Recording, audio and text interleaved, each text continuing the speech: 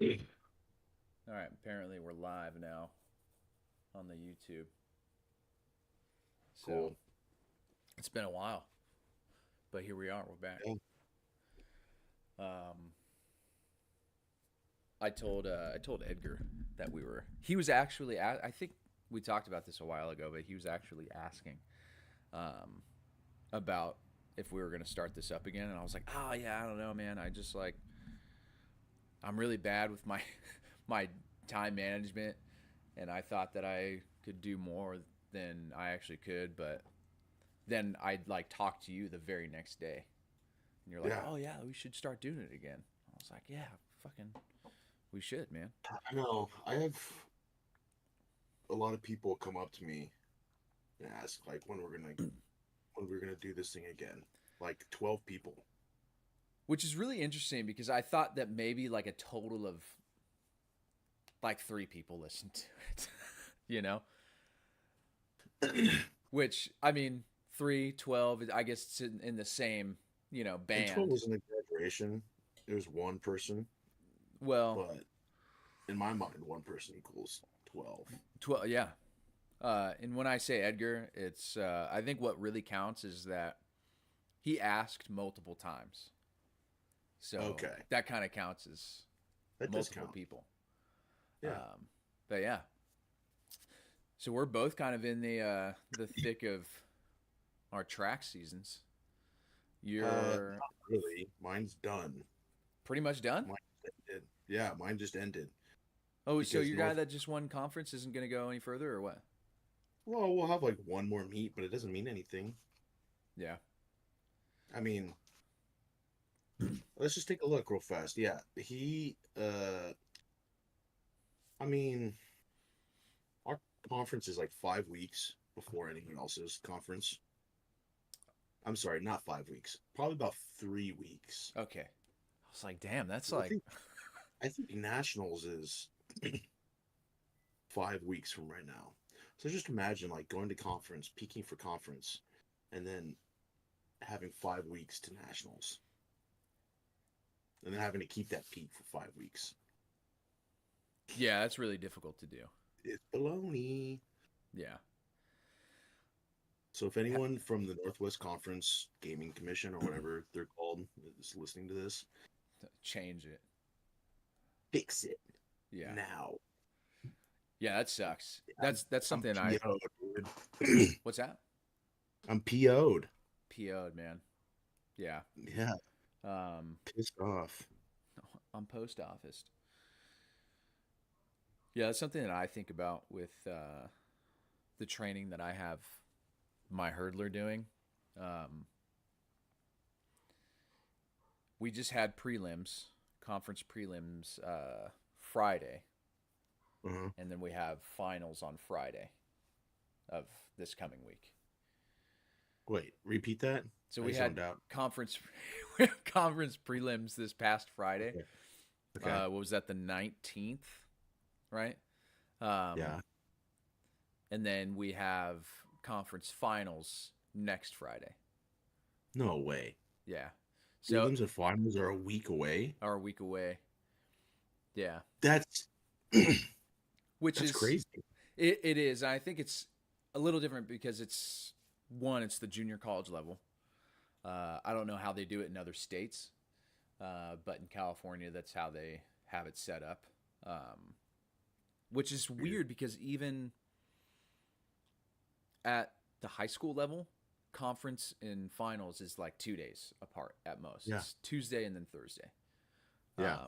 or Wednesday, Friday, depending on how they do it. But yeah, it's a week away, and for like some of the distance, it's crazy because for the distance events, you can kind of like I feel like you can taper it a little bit easier, or you can manage it a little bit easier because you can manage like your energy systems. You're like, okay, this is probably the time that you'll need to get like try and win your heat, but if you're like out in front, don't try and like go for the PR on prelims.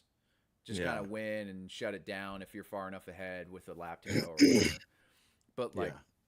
the hurdles, you can't really do that. There's like you have to be going full speed in order to get your steps right and have the like correct rhythm. Yeah. Um, and I'm sure it's something similar for throws. Like you can't really like if you half-ass a throw, unless you're just like this absolute monster, you might be able to get some good throw, a good enough throw to be high up enough in the ranks to move on. But I don't know. You're the thrower, the throws coach, so you tell I don't me. know. What do you mean by that? So you know how Like, like a like in to winning it in the prelims, basically.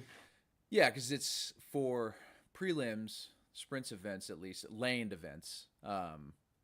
It's the heat Oh, winners. because your guys' times don't. How do you say that? Like, it doesn't get affected by the finals. Like that doesn't get taken into consideration in the finals, right? You mean So, like, if you run a really fast prelim time, they're not going to take that time no, over your final time. no, No. no. See, that's the same way. That's the different from throws. If you have a huge prelim throw, that could win you the competition. Interesting, It doesn't matter if it's finals. interesting. I didn't know that. Diamond League, I think, did switch a couple of years ago, and it was not received well. But it was something similar to racing, I think, where like you would throw a couple, maybe two or three throws in prelims, Hmm. and then your final like couple throws were the ones that were what won you the Right. competition, basically. You But had yeah, to no. throw. Yeah. You had to like win or get the best mark in that meeting in order to be considered the winner. Yeah, so I was actually just telling my kids this. This is kind of the mentality we had at Concordia, and I'm trying to like bring to Lewis and Clark. It takes a while, but go big on your first one. Right. Like you still want it to be a fair throw. So you want it to be like a 95%, but you go big on that first throw, And then you can work on the other things. and 90% of the other people will crumble because you just had like a big throw. We saw that Oh, I see. Yeah. at our conference one. My girl had like a 2.5 meter PR her Hmm. first throw. Well, people did crumble, but I think it was really good wins because 9 of the 10 women that were in finals PR'd. Yeah. Maybe not so Damn. much that, but that's like my whole mentality. You go big, your prelims, and then you Yeah. try to go big your final, but like it's all about the mental game at that point. Yeah. That's really interesting. I'd never known that before. Even considering, I spent a ton of time with you and Matt and the other Yeah, throwers too. But I yeah. guess I just never given it any thought.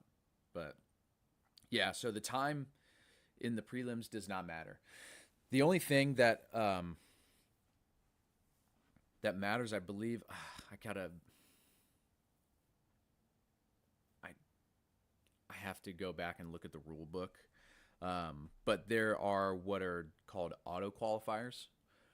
Hmm. So if you run a certain time, you get an automatic bid to the SoCal regional Okay. meet. Yeah. So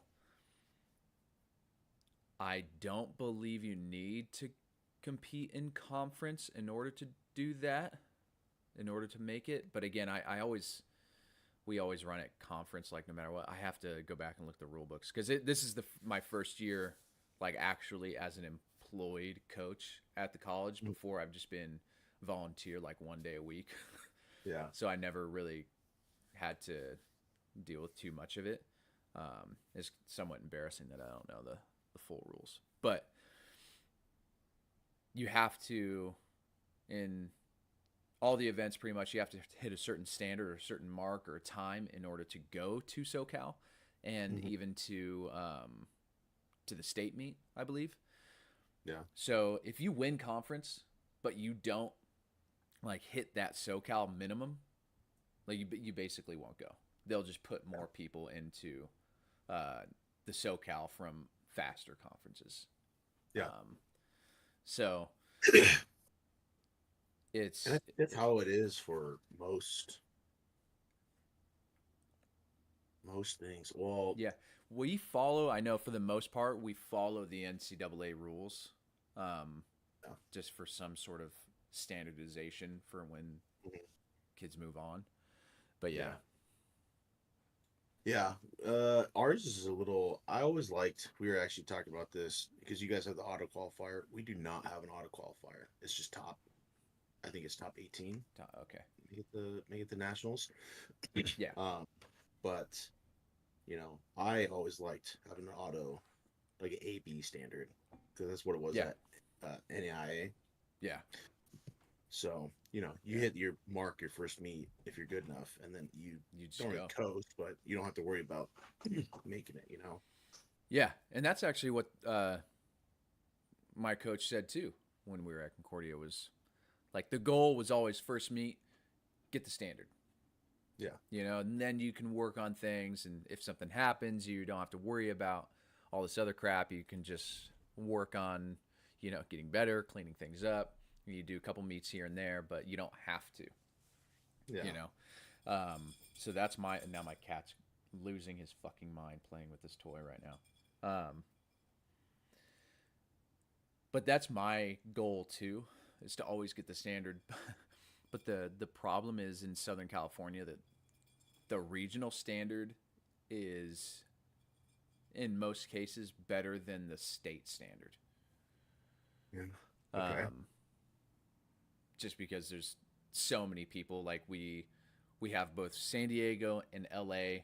And I think it's the SoCal regional uh, conference or whatever, the regional area includes pretty much every area up to like Santa Barbara, which Santa is, Barbara. yeah. So it goes from San Diego to Santa Barbara. That's everybody that's in the SoCal region. I'm not exactly sure where the cutoff is, but it includes LA. Hmm. So that's why a lot of times the SoCal standards are higher than the state standards. So, but the difficult part, back to our original point, was like the peaking. And you have it even worse. You have conference, which you've basically been building for, and like, how do you plan it out? Do you have a guy that is going to do well in conference but may not make it to, nationals? So do you peak for conference, or do you have a guy who can make nationals and just kind of build conference into the training schedule and then peak Yeah, for that's nationals? that's kind of what I've had to think about the last 2 years because the last 2 years I've had a very young team, Right. freshman, pretty much freshman last year, Mm-hmm. one senior, and then this year's all freshman and sophomore. That's it. Yeah. Well, and then actually one senior, but he was like a first year track guy. Yeah. So, but just we have to think about peaking for conference, but that's Yeah. not the mentality I want to have. Right. I want to be a national caliber like school. Right. Yeah, and that's the kind of the whole. I was actually having this like thought earlier because every year that I've coached, I've had a conference champion, Yeah, and for the high school level, like that's cool. And I've had two CIF champions, um, which is really cool. Like I love like the fact of having a conference champ every year in high school. It's a little bit easier. In community college, though, like having a conference champ, that's great. But like really, the goal is either SoCal or state. You yeah, know. So I'm like, what do I really want to build towards? Is that something that I should really be like somewhat proud of, or should I like work towards something like further along? Because like all yeah, my athletes, you had mentioned you have a young team. All my athletes are always going to be freshmen and sophomores. You might get yeah. a couple people like that athlete I told you about yesterday Mhm. who, come in at like 22 years old because they did 4 years in the military or a couple years just working. Yeah, So you might have some older freshmen, but like for the most part, they're all your stereotypical freshman, sophomore age. yeah. So, Which is is good because then everyone else has freshman, sophomore, unless they have those unicorns, Yeah. that come in, military people or whatever. But you always are going up against freshman and sophomore, That's true. which Yeah. is nice. Yeah.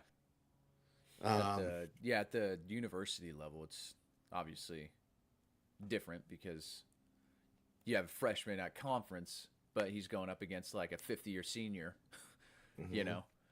So yeah, it's a much different game. it's weird because like I know for us at Concordia, I was trying to tell my kids this. I don't think we ever really cared about conference. Right. Yeah, I, because I that think, was like we all know we're getting past this. yeah, Yeah. we like would always have a really big team going to nationals. So conference was just like whatever. I don't think we Right. won conference, Interesting. but um, yeah, yeah.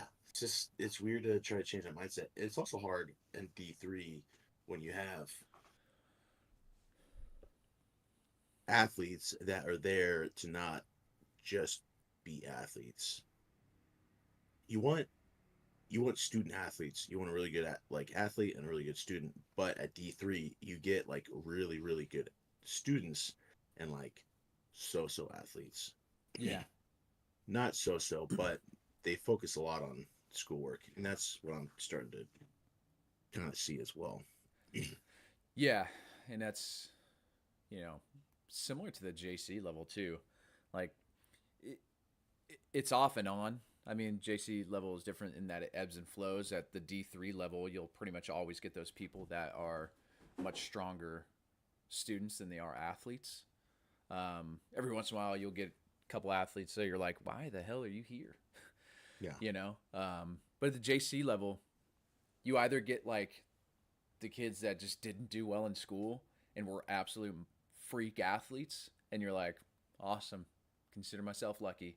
Or you get the people that were both unfocused in school for academics and are really not that good in high school. Um, and then sometimes you get those people that were just like, no, I did well in school, but my family doesn't, have the means to afford 4 years, so I'm doing this for 2 years. yeah. And there's a whole wide range of athletes, but like the nice thing is every once in a while you get those athletes that are like, you should be D1. You should Yeah. absolutely be D1 right now, and the reason that you're here is because like for whatever life occurrence. So It- it's really it's an Did I interesting. tell you guys about our home meet? I don't think I told you guys this. I don't think so. It's on this vein what you were just talking about. So we have a really big home meet. It's massive. I think we had over 1,400 participants. Jesus, Um, is that's not the Lewis and Clark Spring Open, is it? no, I think that is our first home meet. This one's the Larry Byler invite or something Okay, like that. yeah, Anyway, like, so it's big. A lot of schools. It's the week before conference, so that's why it's so big. We trying to okay. get So people are football. trying, yeah, Um, and we get like Clackamas Community College and whatnot. Well, Scott Skipper is the coach at Clackamas Community College, who is the coach for the Super Throwers Club. Really great organization here. mm-hmm. Coaches middle school, high schoolers with the dream of like getting them to D1. Right, He's very good. Him and his son coach. Well, he took over his spot, the throws coach over at Clackamas, to do the same thing, to get people to D1. Well, he brought this guy, and I didn't even look at the entries because usually people don't throw over 16 meters in our meets. It's a very rare occurrence. yeah. How many feet is Oh, 16 meters again? That's like 50 something. it's like a high 50, like 57, I think. Okay, that's pretty far. If I'm, yeah, pretty It's pretty far. far. Yeah. Um, so we have two rings that are like right in front of each other. Okay. Yeah. Boom, boom.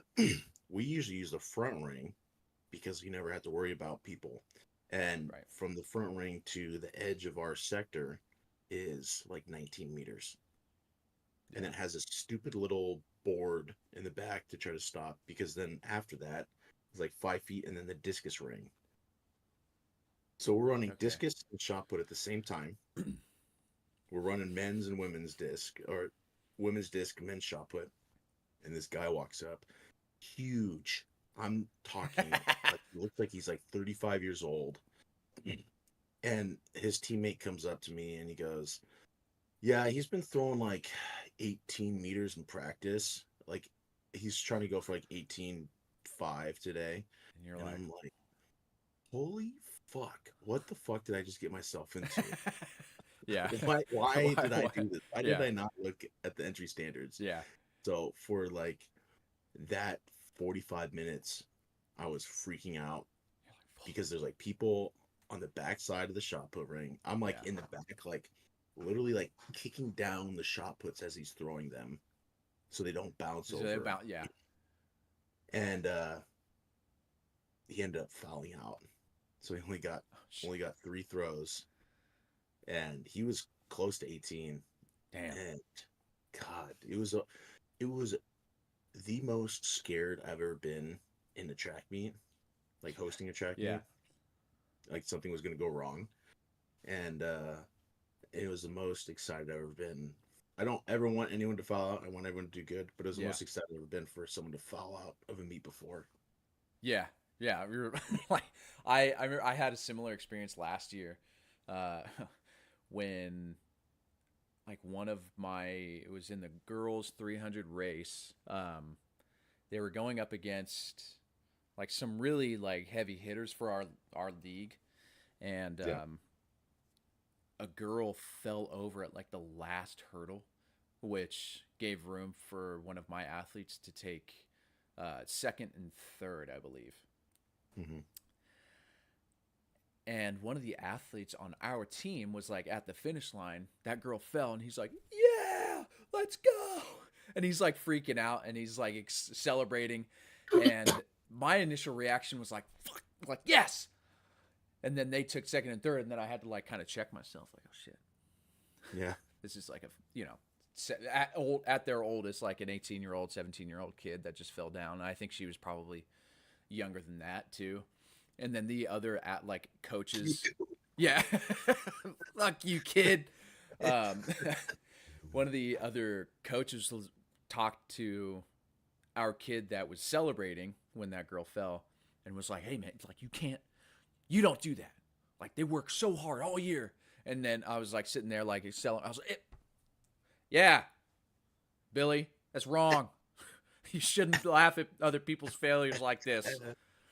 Um, and it was like, I mean, I wasn't like overly joyed by it, but it's like you get that feeling like I'm not cheering on their failures.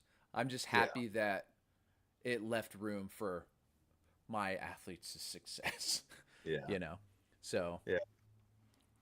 it's that's just It's a how hard coaching is. line to like balance. Yeah, because you can't really say like that you're happy about it, you know. Yeah. But I'm also not going to say that I'm Not so happy. yeah, I'm bummed. Oh no, Yeah. it left room for my Yeah. athlete to continue moving forward, you know. Exactly. Um, but yeah, that happened on Friday. Kid was Yeah. like about to win 400 hurdles for his prelim, and I think he would have been like definitely a guy that I would have told my hurdler to watch out for and would have been an issue, but he fell and he came in like almost dead last. Um, so I was like, I wasn't, and his coach was standing right next to me too. We were having a conversation about how hard he's been working, how well he's been doing. He's like, yeah, I think if we can put it together today, like, then that'll set up for next week and yada yada. And then that kid like face planted, and I was like, Jeez. all right, coach, good talk. You know. So it's yeah, it's difficult, but it's a lot to handle too, because it's like almost coaching is almost like counseling as it It is is. personal training, you know. Yeah. But it is stressful trying to manage both. I hate home meets, invitations, home meets, and Yeah. actually this year at the community college level, Saddleback is hosting the state meet. Yeah. So it's like I'm not looking forward to that. It's going to be 2 back-to-back days from like 6 a.m. to like 10 p.m. Yeah. and I'm going to have to be there all fucking day. I know. That's the crappy thing about, hosting the home meets. Our home meets last year were exactly the same thing. I would get there at 6 and we wouldn't get done until like 10. This year we crushed it. That meet that Nice. we had 1,400 Yeah. kids, there were 53 women discus throwers. And the official, I walked up to him before and like, hey, we got a lot of people. We're gonna need to like run this pretty efficiently, and I have a pretty good rapport with him. Bud is his name, cool But guy, and he's like, dude, I got you. He nice. ran that thing. It Well-oiled started at machine. 9, and it was done by 11:30. That's what we like to hear. We had like a predicted like time schedule for like all the events because it was rolling. Right. Um, and he ended up the day finishing like 2.5 hours early. We like Bud. Perfect. We love Yeah. Bud. Bud's our guy. So yeah. But home meets, yeah. This year I got there at 6. We got done at 6, which was very nice. That's doable. Yeah. Like that's fine for me. Um but yeah, it definitely it sucks. And then the thing too is like because the hurdles are I just hate having to do the hurdles. And it just sucks that I'm a hurdle like I love being a hurdles coach because Yeah. I don't have to worry about like that many events. It's really just two, you know? Like if you're a Yeah. throws coach, you got shot, disc, hammer, jab, the weight throw if you're doing that. Yeah. You got a bunch of stuff that you got to deal with and a lot of times they're in different rings. If you're doing sprints or distance, there's a shit ton of different events that you could be worried about. But for the Yeah. hurdles, I just have two. But the really crappy thing that stresses me out every time is setting up the hurdles, making sure the hurdles are in the correct spot, and then as soon as you're done with the first hurdle race, like you basically have to start planning for the next hurdle race and making Yeah. sure everything's set there. And like I do have some like a valid excuse when I am not able to do anything. If I want to like take like a 10-minute breather, it's Yeah. like, I gotta go check something for the hurdles.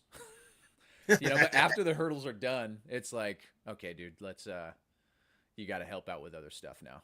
Yeah.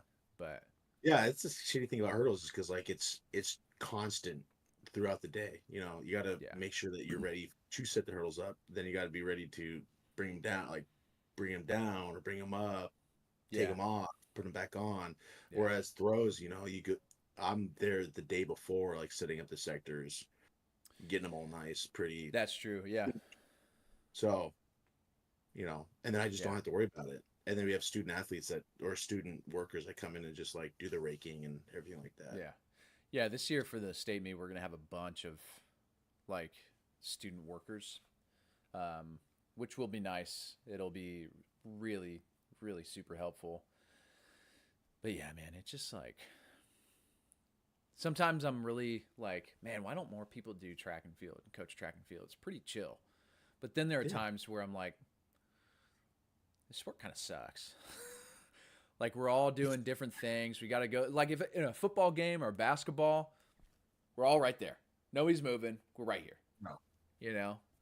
But yeah. Yeah.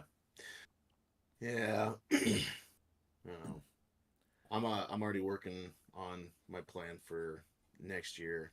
This year I did pretty bad with my programming and stuff like that. Um, just trying to like work Yeah. out my other job and this job. Yeah. But I'm planning now because I got a few good athletes that I really want to go far. I was Yeah. telling my girl that, she's had last year, she ended the year with like a 2 meter PR. This year, she ended with like a 2.5 meter PR. And I'm like, if you keep having these, I don't want you to think about conference. I want you to start thinking towards nationals. Start Right. looking at the nationals list because And she what threw year is she? 39.20. She's a sophomore this year, Sophomore. Yeah. so she'll be a junior next year. Plenty of It's a opportunity. shitty thing. Well, we'll get into that in a second. But so she threw 39.20, which puts her at 89th in the country right now. Yeah. But if she throws 43.70, she's top 18, which is a Yeah. bigger jump. But like it's for discus, it's not that much. And when It you're really isn't. mm, And the for such a small, I'm honestly surprised that such a small improvement has a much larger jump in rank. yeah, Because like, you got to think like at least 30 of those like ranks are like within a meter of each other. you know? yeah, exactly, yeah. So it's just getting their mind. That's something that I got to do better job next year of like when I meet the team in the fall, I'm setting that expectation. Like, Right. because she was gone for like 2 weeks. She like went on vacation for like 2 weeks. She missed two whole meets, Yeah. and she like even with that, she had a 2.5 meter PR. Like, Yeah. so she puts in time. She's also a volleyball player, which that's the thing about D3 as well. You have like 80% of our students are multi-sport athletes. Honestly, I don't mind that at all. I love that. I I don't, but like When it comes to the programming and when they come in, when their other season ends, it's annoying. yeah, it's just like training a high school Yeah. athlete. Yeah. Especially It when you have really an is. athlete like that where you're like, hey, 'cause I don't know how good they are at volleyball, but like I have a similar experience with one of my athletes at the high school level. He loves soccer and he plays it all the time, even in track season. After track practice is done, even after Yeah, meets some days, he goes to club soccer. yeah, There have been times after like invites on the weekends, like at the beginning of the season, we had an invite meet. He did really well. And then he was leaving that night to drive to Vegas with his parents for a soccer tournament all weekend. And then he came back on Monday, which Mondays are always like the hard, like big volume days. yeah, And he does that. And then right after that, he goes to soccer. And he's like, he's not bad in soccer, but he's, as far as his talent level, he's far better at track. He's actually one of the top for his year. He's ranked within the top, like the last I checked, top 20 in the state. yeah, And he's a sophomore, and he's running times that are like, I mean, he's running just insane times for a sophomore. yeah. Um, but he loves soccer, and I'm like, I wonder what we could accomplish if we had all of our energy, at least in the track season, just geared towards track. Yeah. But I also don't mind when athletes do other sports because one, like it just leads to more athletic endeavors, right? And encourages athleticism and competition. But also like when you do something the same thing year round all the time, you increase the risk for chronic injuries, right? So Yep. like javelin, you throwing javelin all fucking year.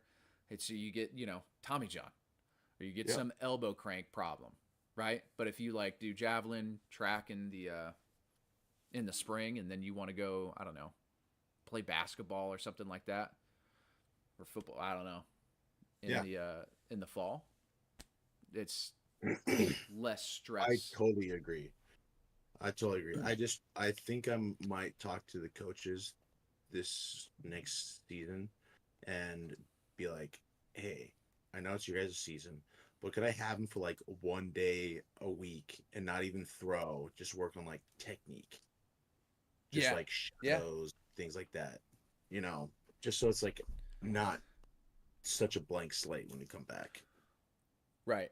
Yeah. I wish more people at the JC level would come out to track.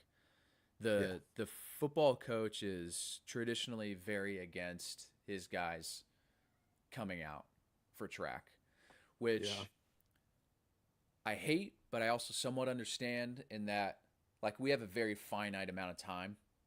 And if his goal is to get these guys a football scholarship, I mean, they came to JC to play football. That's what your focus should be in order to get a football scholarship, right? So why go to other stuff and then release control over what we're trying to accomplish here? So I understand that, but I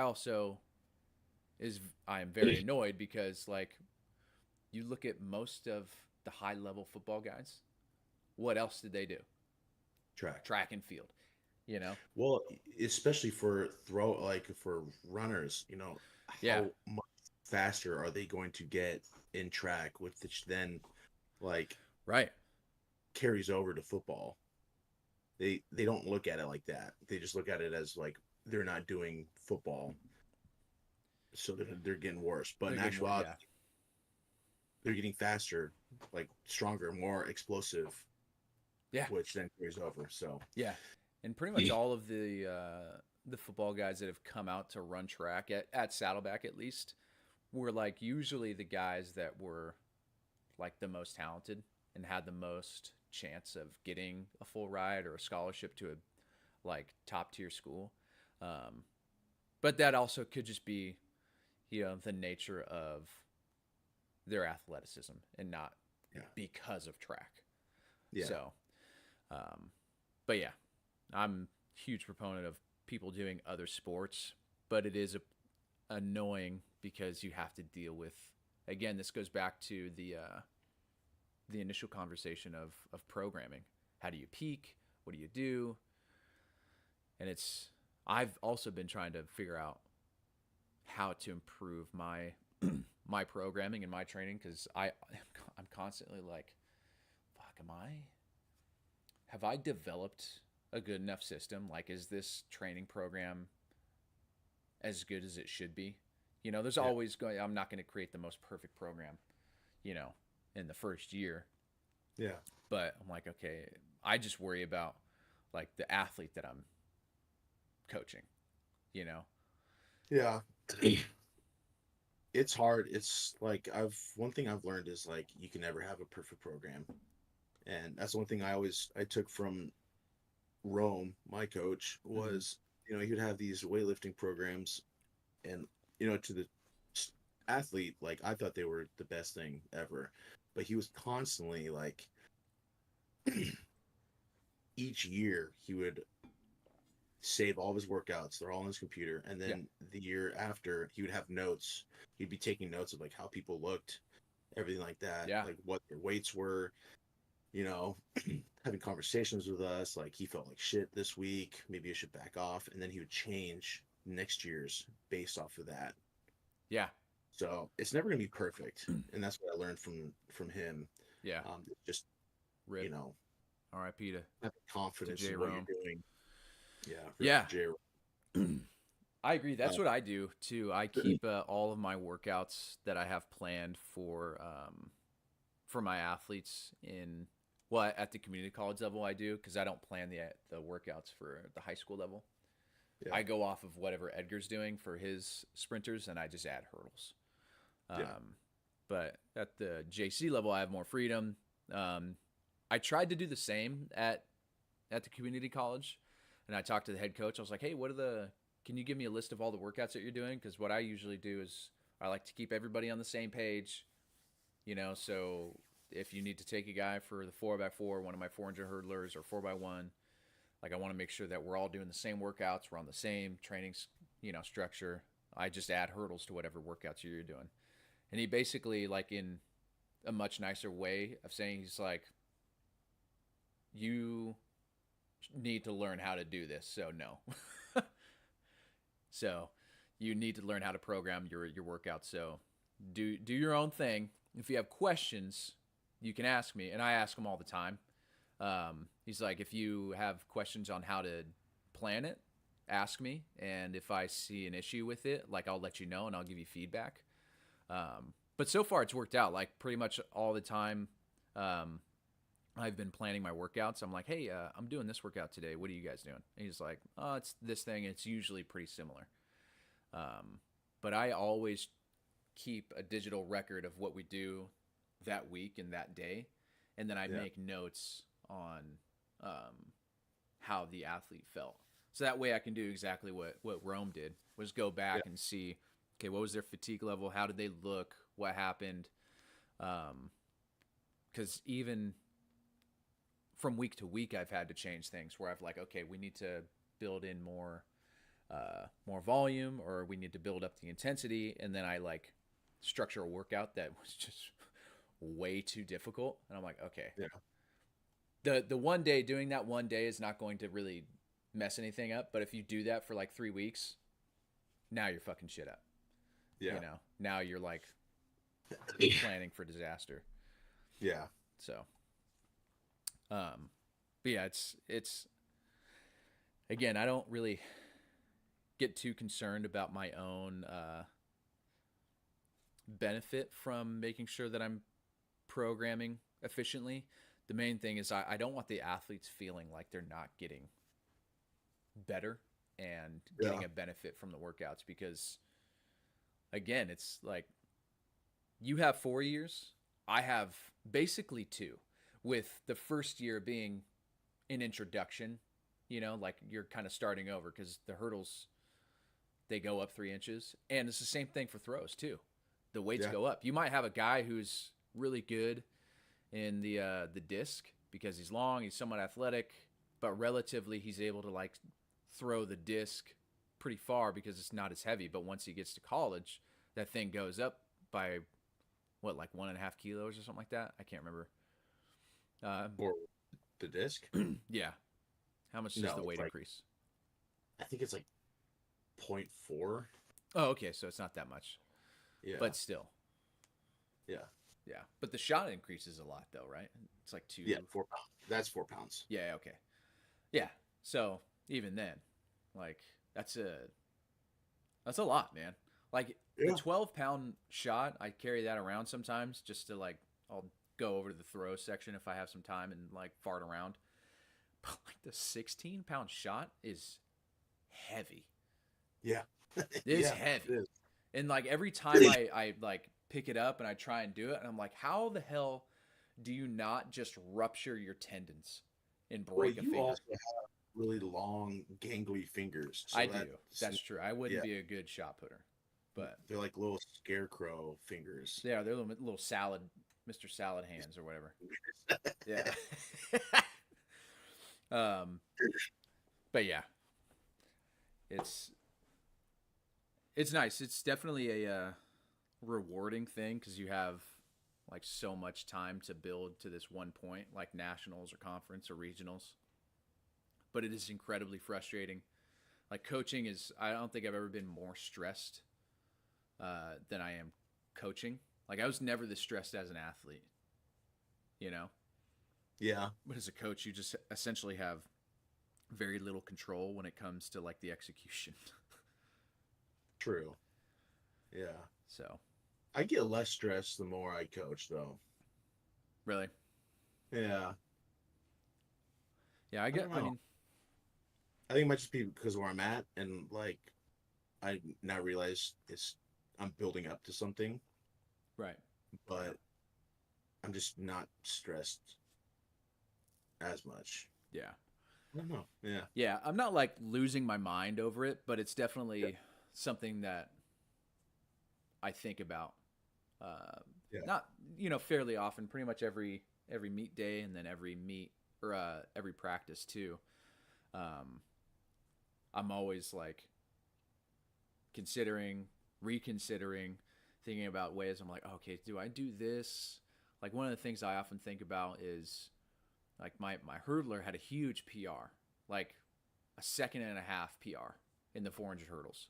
And he went from like the top, like being ranked near the 30th in in the region and like 10th in conference to like I think second in conference to like the top 10 in the region. So I'm always like considering after our prelims, I was like, okay, so do I do this drill that might help him like clean up this one thing, or do I just like focus on other stuff? Like, what's the risk reward to introducing something new? Yeah. You know, or should I just like stay the course? And I'm like, I don't know. So those are the things that I'm constantly thinking about too. Like, do I just try and improve upon what we're working with, or do I try and like introduce like a drill that might help him out, but he also might get frustrated with too? And now I'm like chipping away at his confidence, you know? Yeah. So Yeah. That's hard because it's usually a drill that they have to do or have to get good at. And I don't think you should look at it as you chipping away at their confidence. It's once they figure it out though, right, then their confidence builds to where it was and more. So it's just finding a way to have it click and just being that's where you were saying like being the counselor sometimes like, yeah, hey, we're not getting it now, but when you do, it's gonna make you so much better. So just yeah, keep focusing. Like don't get down. It's okay to make mistakes. yeah. But That's true. how it's how you build off it and you're gonna be a better athlete because of it. Yeah, that's true. Because I just want to make sure that he has like a solid chance, because there's actually a really good chance that he can win conference, and I don't want to focus on one thing. You know, okay, let's fix these three pieces, because my concern is it's like a hydra. You know, you fix one thing, but then like two other things pop up too. Yeah. When all along what we should be focusing on is just the pure speed aspect, right? It's like in the hammer, the throws, like, okay, how much technique do we, need to have? But if you've got a guy like, I don't know, like some insanely strong dude, Brian Shaw, or even Nate, right, who didn't really practice the hammer all that much, but he's strong as fuck. They're like, all right, Nate, see if you can get some points. And then he just goes out there and throws a bomb because he's strong Yep. as an ox, you know? Yeah. You're like, okay, well, focus on the strength, I guess. So, Yeah, that's the thing too. It's like you focus on the strength and you get guys like that, but I think those are unicorns in the sport. You get yeah, that's true. very far and few between. So when you Yeah, do recognize those athletes and you do get one, then yeah, by all means, this is what we focus on. Yeah, that's what we focus on. But it's that's true. gonna be throws is all about balance. It's all about balance and how you generate force throughout the throw. Yeah, that's true. And it's the same with the hurdles too, because it's like controlled aggression is what I always say. Yeah, And I would assume the same is true for the throws, because you're yeah, spinning at such a fast rate, and you've got yeah, this implement that's like throwing off your center of balance, so you have to counteract that and be at a different angle. yeah, So you have to be able to control it. But yeah, man, I always yeah. I always liked going to the throw. Like after I lived with you guys and spent a lot of time being at obviously Concordia and being uh, spoiled being around like really good throwers. I've always been like really supportive of the throws. So at the high school or the college level, like throws is always on its own thing, right? And nobody really ever pays attention unless you're like a parent or a coach. Yeah. So I always like to go over there, and it's like I think one of the more impressive parts of track and field, Yeah. you know. So, and then you see like those videos of what's his face? Was it Werner? The training videos. Yeah, Yeah, we're going. yeah. The training Yeah. videos of like those uber athletic dudes. Freakazoid. Yeah. Yeah. So, but you have a practice to tomorrow, right? Today, Yeah, I go Tuesdays and Thursdays. Tuesdays and Thursdays. Yeah. But yeah, Um, they practice tomorrow. oh, okay. I thought you said you had practice today for something. Um, Oh, yeah. No, I coach my cousin. Oh, okay, cool. Yeah, not part of Lewis and Clark. All right. And then what was I going to say? Oh, the hurdler that I'm coaching actually is going to Oregon Institute of Technology. I think next year he might run there, which I remember we had conference at Yeah, one Institute year. of Technology. It's in Klamath Falls. Oh, just Oregon Tech, or whatever. Yeah, Oregon Tech. I Hmm. just remember Yeah, it was like OIT or something like that. I remember seeing OIT when we were there. yeah, But yeah, Oregon Tech. yeah, that'd be sweet. Yeah. So it'd be I think that would be the first athlete that I've coached that would run track. Because again, this is my first year coaching at the community college level, like as an actual paid employee. Yeah. But that would be cool. But yeah, this week is like gearing up for the more important meets, right? So holding on to that peak. Well, let's talk about the more important thing real fast. Um, have you tried the new Dew flavors? You've wasted my time for 50 minutes with this track and field BS. Let's talk about something. Let's get down to the nitty gritty. Yeah, let's get down to the nitty-gritty. I have not. So what are the new flavors of Dew? They're Baja flavors off of their Of course. 20th Baja anniversary. Has it? Um, It's been 20 it's years like, of Baja. yeah. Holy So crap. the one of them is Baja Punch, Okay. which is good. Right. Good. The second one is Mango Lemonade, and I think it might be one of my favorite flavors. All right. So this was my concern. I remember you mentioning that. There was another Dew flavor that was a lemonade. Was it Spark? Yeah, it was the straw. That was like the strawberry lemonade or something like that. Hated it. It doesn't taste like that. It is Okay. very much Baja esque Yeah. flavor, and it's not very lemonady. It's more mango with like a little bit of lemon. Okay. So Yeah, I don't. That's like the only flavor of like Mountain Dew that I really like. Honestly, don't like. yeah, Um, which is very surprising because I'm like, I love Mountain Dew. yeah, So I'll have to check the Dew Finder, but I haven't tried any of the new flavors. I remember the last time like some of the new Dew flavors came out. Like I drove all around the Inland Empire in Riverside County yeah. trying to find trying to find them. Like nobody had them. Even the places on the like the Dew Finder like Mountain Dew website that said they had them didn't have them. But I've they're everywhere up here now. So Damn. I would be hard to believe that you couldn't find them somewhere. Yeah, I'll have to. I'll give it a shot. But Yeah, and I'll I've say I tried the punch one first, thinking I was gonna like it more, and then I liked it, and then I was like, I'll just try the other one just cause, yeah. and it is one of the best flavors. Did you try? Did you drink all three of them the same day? No, I didn't. Yeah, that's I the just only got problem one. with like with the new Mountain Dew flavors that come out. Like I'll buy all three of them or two of them, and then I'm like, Yeah, my palate's gonna forget what it was like yesterday when I had this new Dew. I can't have it tomorrow. I gotta have yeah. it now. I You know? have it now. So it's three Yeah, 320-ounce yeah. drinks.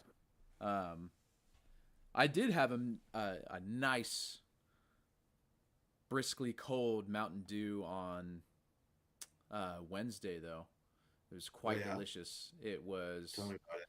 It was the Purple Thunder one, Purple Thunder. It's which good. is pretty good. But what I decided to do, I couldn't make up my mind, so I just had regular Dew, and then I topped it off with a little Purple Thunder. And I was really Do you worried pour the purple on top of on. the Mountain Dew, or Oh you got yeah, a second can? no, on Oh, top. on top. Okay. And so it kind of turned it into like this really interesting, like mossy kind of green color, like a darker green. And I was like, I don't know if this is going to be any good, but I kind of want a little thing. But it was nice. It was almost like a like when you go to Starbucks, you see those Starbucks drinks that have like the cold foam on top, and it kind of like Yeah. drips down the side. Yeah. It's just like that, man. It was a thing of beauty. Oh man. So when you No, go, leave about like this much room, yeah. top it off with a little purple thunder, Okay. dude. Quite delicious. And I drank that thing, and it was from Circle K, so I got it in the Polar Pop cup, the styrofoam, in world destroying cup. Yep.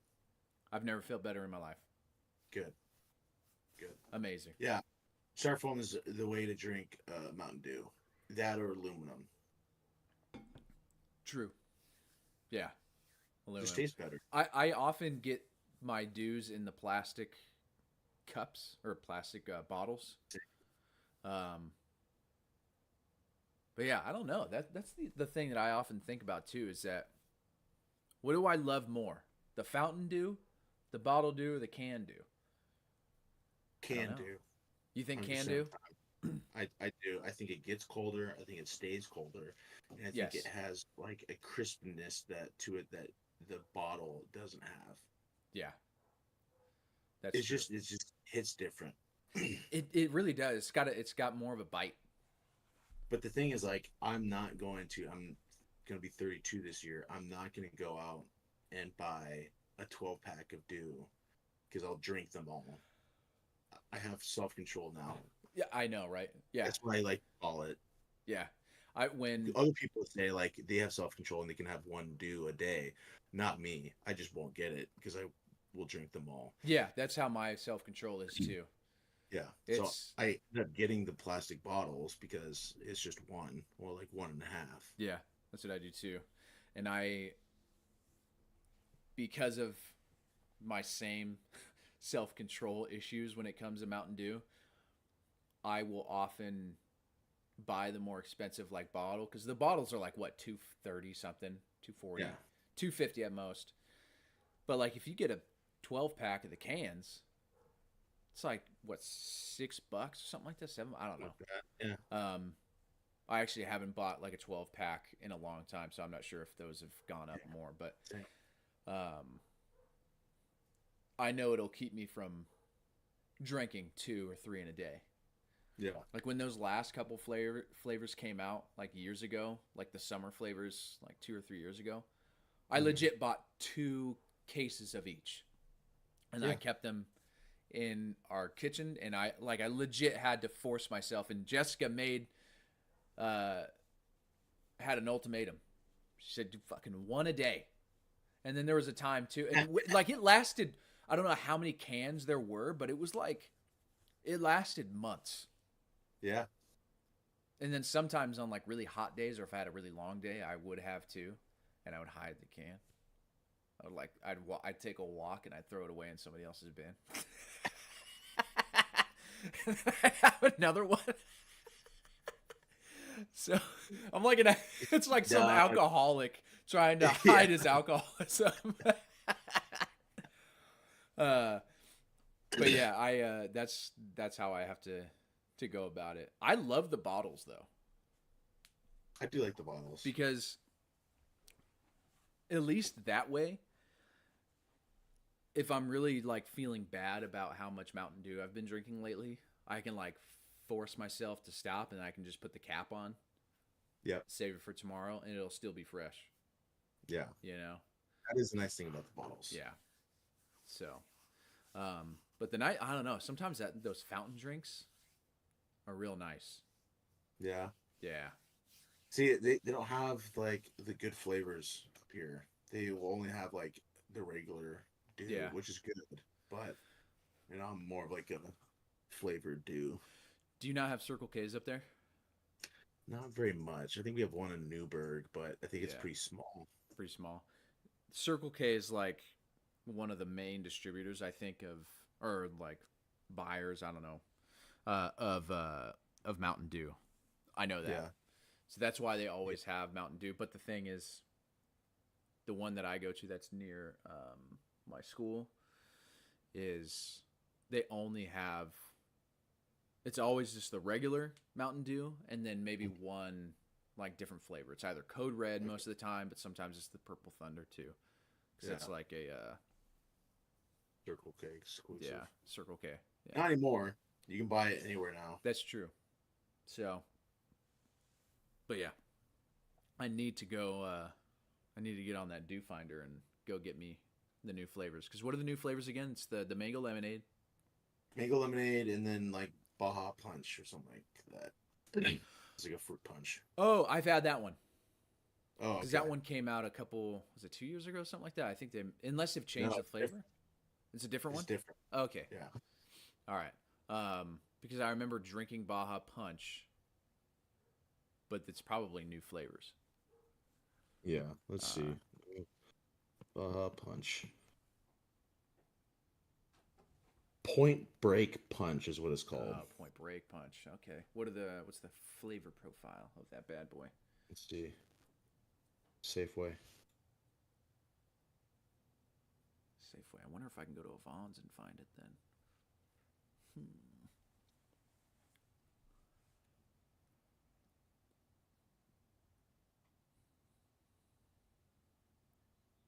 You think they'll ever make a Mountain Dew ice cream? Mountain Dew ice cream? Oh, yeah. What did I say? Point Break Punch? Yeah. Point Break Punch. The thing that always gets me is that Mountain Dew is like a lemon lime flavor. Isn't that what it is? It's like a citrus, like yeah, it's citrus. I don't get that. Like like when I drink a Mountain Dew, I'm not thinking, "Ooh, this is citrusy." See, I get more like Sprite. I understand that's more like citrusy to me. Yeah. And then obviously you got was it Squirt? Yeah. But yeah, I don't get it all that much. It's like I don't know. It's like its own unique flavor. Yeah. Apart from so Baja Point Break Punch is raspberry, pineapple, cherry. Interesting. Raspberry, pineapple, cherry. Yeah. It's good. Okay.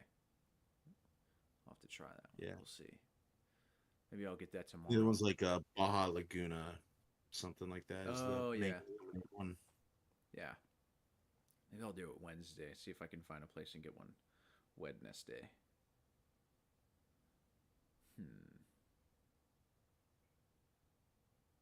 But I'll feel bad. I have I'm going to a massage therapist on Wednesday. Yeah. For my try to get my calf worked on. I think I may have like had a slight strain. Oh yeah. In my calf, and the guy that I see is like the most uber positive, like naturopathic health practitioner and life liver. That it makes me feel bad like for any decision that isn't like whole grain or non-GMO, you know. And I'm like, if I go and drink this 32-ounce Mountain Dew right after I've seen him, you know, then I'll feel a different way. Here's George. He's needing attention. There's George. He hates being held like a baby, but he tolerates it. Yeah. When I scratch his head. Gershwin loves being held like a baby. George prefers to be held like up here. But even now, he's trying to get down. But I'll have to go get some dew. And then I'll get some dew for this guy, too. Yeah. Yeah, I'll have to check the dew finder, man. Yeah, check the do it. Finder. That's all I got. I think I'm gonna do some power washing today. Nice. I think I might finish up. We got a new lawnmower yesterday, so ooh, we went electric. Nice. I've heard really good things from electric lawnmower owners. Yeah. Do you charge it or is it plugged in? It's charger. Okay. That's better. Yeah, we don't have like a small yard, but we don't have like a big yard. Yeah. And so it's like just sucked having a gas powered one, and then the power steering on it didn't stop working. So, and we have like our front lawn has like a hill like dips down. Oh yeah, So yeah. pushing up that was kind of sucked. Should get one of those riding lawnmowers. Yeah, Hell yeah. Just for that'd like be sweet. your like 100 square foot yard. Yeah, Just one pass. That'd be yeah, awesome. yeah. Our backyard would take like just two passes, just boom, Boom. boom, and that'd be Yeah, it. down and back. Nice. Yeah, Yeah, we've got a bunch of projects that we're trying to do yeah. to this place. Like I have to power wash this place because it's just filthy. Um, like all the Like Santa the Ana outside, or winds just just like the side of the house, or the concrete. the side of the house. Mm, Um, I think it was just from all the Santa Ana winds blowing the dust around, and then yeah, we had a lot of rain too. So it's like the side of the house was getting wet, and then it would dry out, the winds would blow, dust and all that stuff. So, yeah, but yeah, we'll see. Got to do that, and then eventually, like we bought a truckload of rocks, and I unloaded the rocks onto the front because it's just we don't have any grass or anything. It's just bushes and then rocks, yeah, um, because we live in a desert. But yeah, that was not as fun. yeah, That was not as fun. But we want to like do a like I at least want to take like one semi large project a year to this yeah, place, you know. yeah. So we'll see. No low lawn lowers for me though. Don't need it. So should have gotten a gas one, dude, and then saved it for like when they outlaw them and sell it on the black market. That's a good idea. Maybe we'll just keep ours. I was thinking of just giving it away, but maybe we'll just do that. Yeah, just keep it till they come for you. Yeah. So, all right, man. All right, man. Well, I'll keep in touch with you and about the next time. But I Yeah, think this has been a very good reintroduction. I think so. So next time, maybe we can do it later in the day, so we can actually have a do. I was thinking about getting a Let's do Mountain it. Dew, but I was like, 9 a.m. is a little too early for 9 a.m. is a little early. Yeah. me. you know, I'm not working construction or anything. I don't need a Mountain Dew and a cigarette to start my day.